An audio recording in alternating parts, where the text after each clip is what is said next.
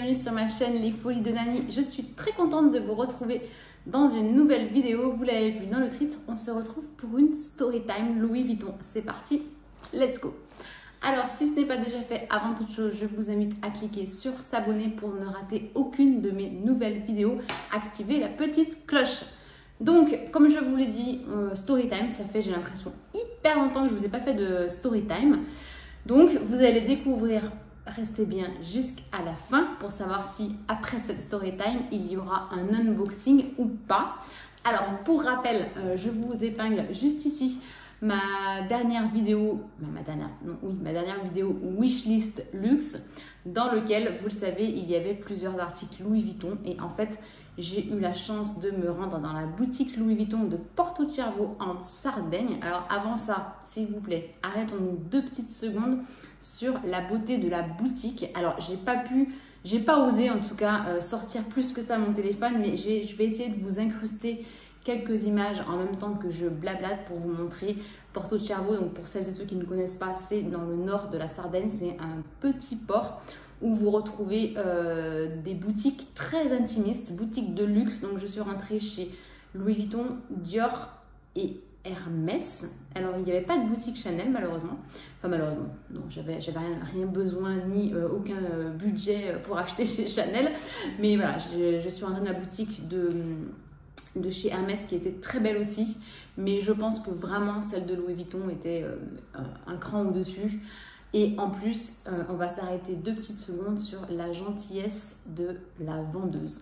Donc ça aussi, c'est quelque chose que je voulais revoir avec vous, puisque par exemple, j'ai ma petite cousine qui souhaite s'acheter sa première pièce Louis Vuitton, qui me dit non mais j'ose pas rentrer dans le magasin si je ne suis pas sûre d'acheter. Non, stop, stop.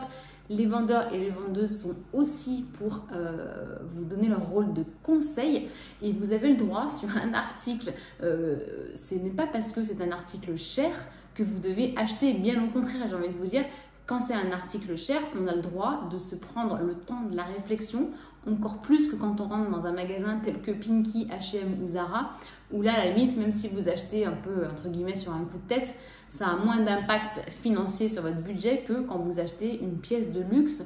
Donc oui, heureusement, on a le droit de rentrer dans des boutiques de luxe sans avoir pour objectif d'acheter le jour où on rentre dans la boutique. Et en plus, voilà, il ne faut pas croire que les vendeurs ne vont pas être sympas avec vous ou vont vous blacklister parce que vous n'achetez pas. Au contraire, franchement, là, je suis tombée sur une vendeuse. Alors, elle ne parlait pas français, donc on a communiqué en anglais puisque moi, je ne parle pas italien. Et vraiment, une pépite. Elle était sous l'air, vraiment. Elle était déjà, c'était une très très jolie femme, mais en plus, elle m'a. Franchement, j'ai dû lui faire sortir. Enfin, c'est même pas moi qui lui ai demandé de sortir, mais c'est vraiment elle qui m'a amené tous les sacs que je voulais et bien plus encore. Donc voilà, pour info, je suis rentrée. Donc la boutique est sur 2 niveaux et il y a d'ailleurs une terrasse à l'extérieur qui avait l'air superbe. Mais bon, j'ai pas osé y aller. Mais en fait, je suis rentrée donc en me disant je voulais juste faire un tour si c'est possible. Oui, il n'y a pas de souci, je vous laisse regarder. Franchement, vous pouvez toucher les sacs, vous pouvez toucher les vêtements. Il y avait des lunettes de soleil que vous pouvez également essayer. Ils ne sont pas derrière vous en vous disant vraiment, voilà, on se sent très très libre. Il faut juste oser, je pense, franchir la porte pour voir que le poids peut, vous voyez ce que je veux dire, retomber en fait. Parce que moi aussi, je suis toujours un petit peu, j'avoue, je suis toujours un petit peu en stress quand je rentre dans les boutiques de luxe. Mais c'est vrai qu'en fonction de l'accueil que vous allez avoir dans les 2-3 premières minutes, vous allez tout de suite vous sentir à l'aise ou pas. Et j'ai envie de vous dire que si vous ne vous sentez pas à l'aise, eh bien, rien ne vous empêche de ressortir. Vous faites un petit tour, merci, au revoir. Point, point, point. Ce n'est pas parce que c'est des boutiques de luxe qu'on doit se mettre des barrières à soi-même. Voilà, c'était le petit disclaimer. Donc, mention spéciale à la vendeuse qui m'a accueillie à Porto Cervo. Vraiment, c'était un bonheur de pouvoir discuter avec elle et d'avoir ses conseils parce qu'elle a été aussi de très bons conseils. Donc, dans ma wishlist, je vous avais parlé d'un modèle en particulier, à savoir le Diane. Voilà, le sac Diane. Vous avez été plusieurs en plus dans les commentaires à me dire « Mais oui, le Diane, je pense qu'il peut être parfait pour toi parce que si vous me suivez depuis longtemps, vous devez commencer à me connaître. J'aime les sacs qui peuvent se porter en crossbody. J'aime les sacs qui ont quand même une contenance assez satisfaisante. J'aime les sacs qui sont pas trop structurés. » Voilà. Alors, ils avaient le modèle Diane, donc j'étais déjà très contente de le voir en vrai puisque je ne l'avais jamais vu. Il est très beau, en tout cas la forme du sac est très belle, pardon. Deux gros points noirs selon moi.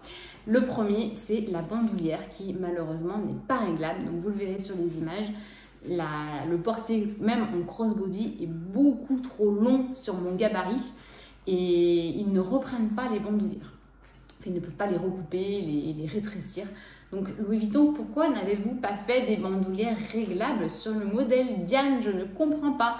Et en plus, la bandoulière n'est pas du tout la même au niveau longueur que celle du Alma Bébé, puisque pour info, si vous ne me suivez pas, vous ne savez pas, mais en tout cas, j'ai le sac Alma Bébé sur lequel la bandoulière n'est pas réglable non plus, mais pour autant, le sac me va parfaitement. Donc je me dis que s'il me va à moi, eh ben, il doit être très court sur des filles qui sont beaucoup plus grandes que moi, puisque pour rappel, je fais un petit 1m60. Donc voilà, bon, grosse déception sur la longueur de la bandoulière. Et la deuxième déception, vous n'allez pas comprendre, mais en fait la deuxième déception, c'est sur la toile enduite. Où en fait, je me suis dit, bah, ça m'embêterait d'avoir un autre modèle en toile enduite comme mon Louis Vuitton, donc pour info, comme mon Neverfull. Donc pour info, j'ai le Neverfull en taille moyen MM en toile monogrammique.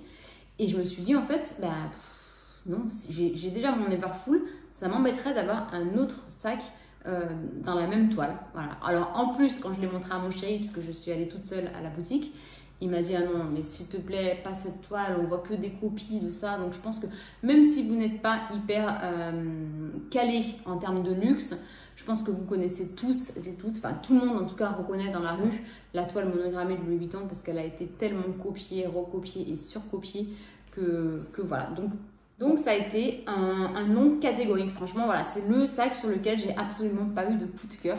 Donc je suis un peu déçue, alors pas déçue parce que je suis d'un côté contente d'avoir pu le voir en vrai en boutique et de pas forcément avoir fait une commande internet pour laisser à la maison, être déçue, remballer le paquet et le renvoyer. J'aime pas en plus faire partir dans la nature des colis de pièces de luxe, ça me stresse toujours un petit peu. Donc je suis très contente de l'avoir vu en boutique. Et en fait, je sais pas si ça vous le fait, mais j'ai eu l'impression qu'il y avait un petit côté satisfaisant en me disant, ben non en fait, t'as pas besoin de cette pièce, t'en as même pas envie.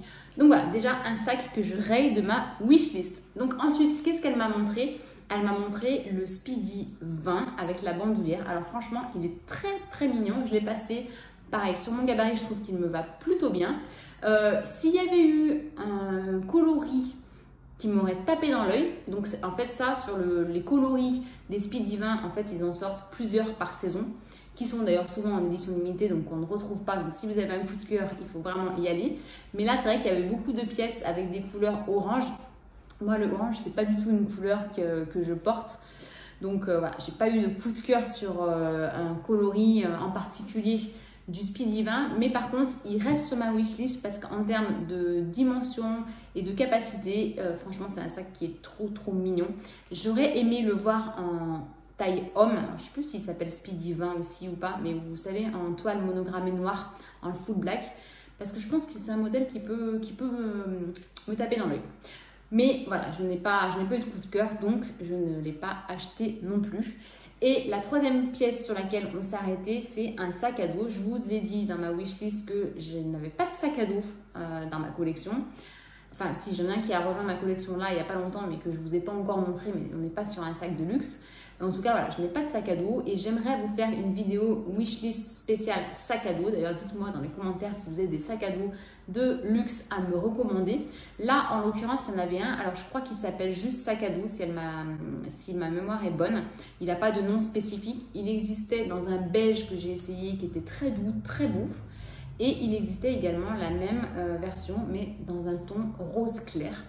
Franchement, si j'avais eu à choisir entre les trois pièces, ça aurait été le sac à dos sur lequel je me serais arrêtée. Mais ce qui me dérangeait dans le sac à dos, c'est que, vous savez, les anses n'étaient pas toutes en cuir. Il y avait une partie en chaîne. Et bon, bah moi, sur un sac à dos, c'est pas quelque chose que j'aime. Parce que je pense que ça peut blesser les épaules quand on porte un sac à dos avec une chaîne. Donc voilà, je me suis pas arrêtée sur le sac à dos non plus. Donc concrètement, il n'y aura pas de unboxing Louis Vuitton, mais je voulais vous faire un petit retour rapide et efficace sur m'a viré chez Louis Vuitton à Porto Cervo et vous dire que vous aviez effectivement la possibilité de rentrer en boutique de luxe, d'être très bien conseillé et de repartir les mains vides. Oui, ça peut arriver. Donc voilà, je pense que j'ai fait le tour de ce que je voulais vous dire. Je réinsiste avec ma wishlist sac à dos de luxe. Si vous en connaissez, si vous en avez à me conseiller, je suis preneuse. Voilà. Bah, écoutez, si ma petite story time Louis Vuitton vous a plu, n'hésitez pas à mettre un petit pouce en l'air. Et on se retrouve très bientôt pour une prochaine vidéo. Ciao!